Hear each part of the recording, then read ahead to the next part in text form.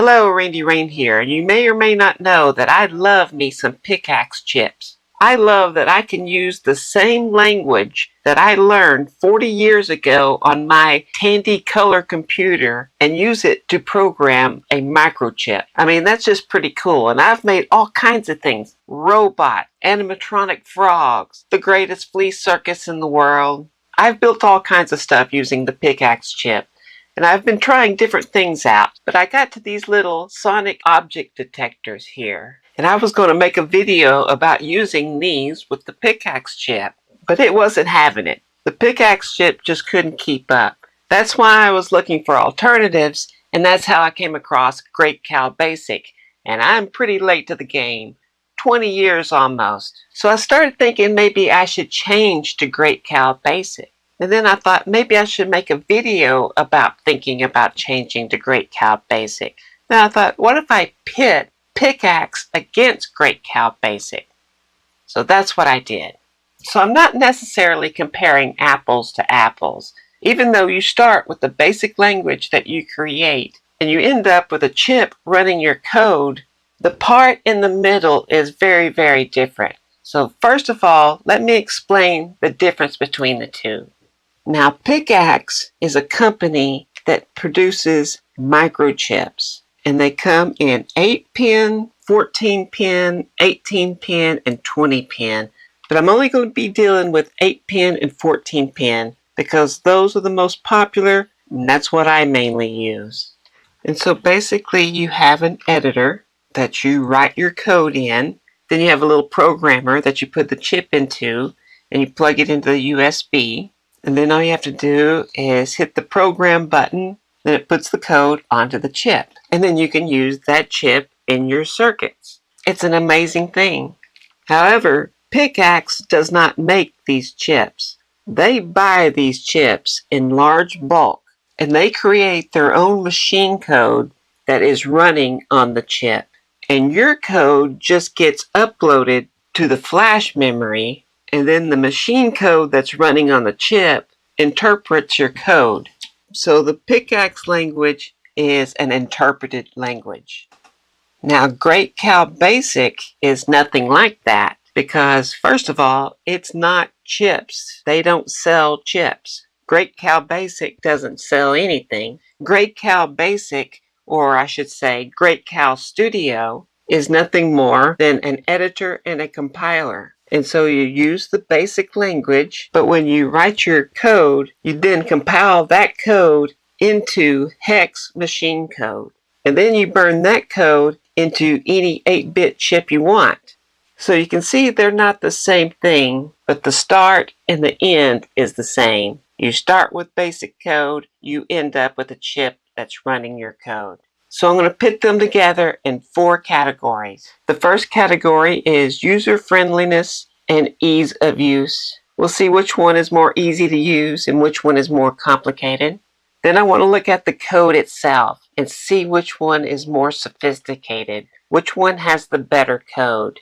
And then the next category is let's see which one is more powerful and which one is more faster. And then the last category, of course, is going to be price. How much do these things cost? Which one is the best bang for your buck?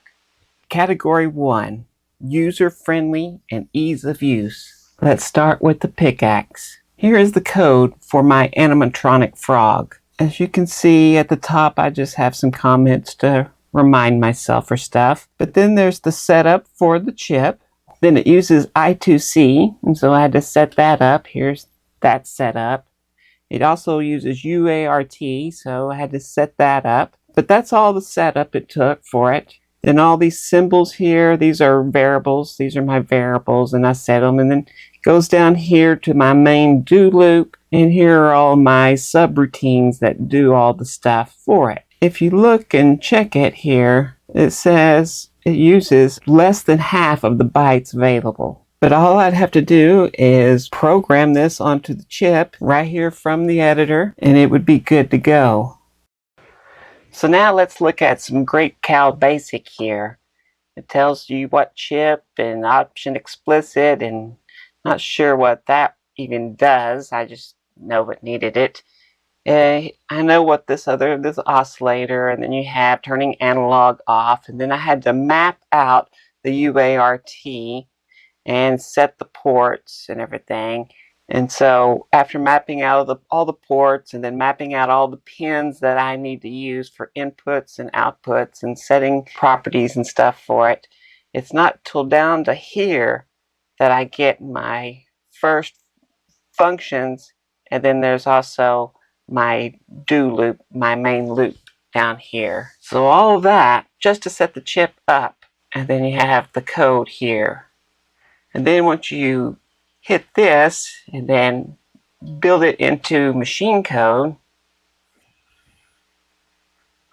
you then have to come out of this program, open up another program. The one I'm using is called MP Lab IPE, and this will allow you to use that micro programmer, which I only paid $16.99 for and got from Amazon.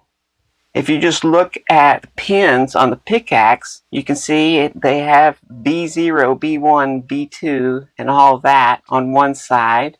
And then there's the C0, C1, all the way up to C5 on the other side. Those are the pins. That's how you call them. Pretty simple. Now let's look at Great Cow Basic. Look at this program that I've been doing. You can see the pins are called port C.0, port 01, port C2, port C3, port C0, port C1, port C2, all the way, etc. And there's ports A0, port A, and all that. And if you look at the pinout of the chip that I'm using, you can see that they're not in just each side. You can see RA, which is port A, is these up here, and port C are these three down here, and these three over here. And so they're broken up. They're not just one side and one side, which is okay. That's no big deal, really. Let's say you're using a different chip. It's just an 8-pin chip, and it only has RAs, and it's mapped out correctly and looks good. So you would think it would be more port A, but oh no. On this chip, it's not ports, it's GPIO. So GPIO 0, GPIO 1, so forth, is the same thing as the port A on the other chips, and RA, what it shows on the pinout. So basically what that means is when it comes to user-friendliness and usability and ease of use, PICAXE wins hands down. So score 1 for PICAXE. So that leads us to the next category, which is how sophisticated the code is. Now, of course, you get more sophisticated, it's going to get less user-friendly, of course. But let's have a look at the code in the syntax. Let's start with the PICAXE again.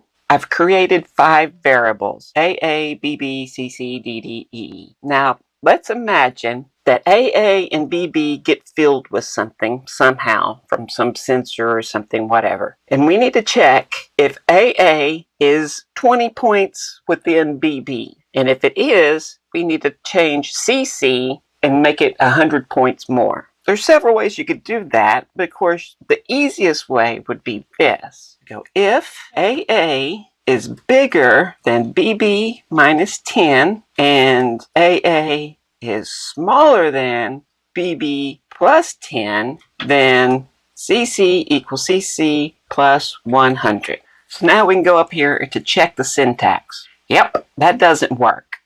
And the reason it doesn't work is because you can't do like math up here in these if and then statements. So you can break the if and then statement up, but I'm not going to, and you'll see why. I'm going to try to keep it as one line here. So we could use these other variables. We could say DD equals BB minus 10, and we could go EE equals EE plus 10. So then we can just change this one to DD, change this one to EE. So now I took that math out of there. So now let's check it. Nope, still doesn't work. Still no good. And why? Because you can't do this. So what you have to do is go here, here, and put it in a block. So now when we check it, perfectly fine. To do what we normally need one line for, we need 2 extra variables, and it needs to be in a block if-then, not just one line. Okay, now let's look at GCBasic. And you can see I've only declared 3 variables, so that should give you a hint what's about to happen. So let's try that first one. If AA is bigger than BB minus 10 and AA is smaller than BB plus 10, then CC equals CC plus 100. Now I'm just going to compile it and see what happens. Yep, no problems whatsoever. That's exactly how you do it. So you can see where I'm going with this. Now, PICAXE does have subroutines. So what you could do, put your subroutines down here, AA and BB thing, colon. And so now you could take all this that you did here and put it down here and then return. And then you could just do this, go sub that. And so now in the main loop, it's going to go down here and do the thing that it needs to do and come back. Pretty typical go sub old school style.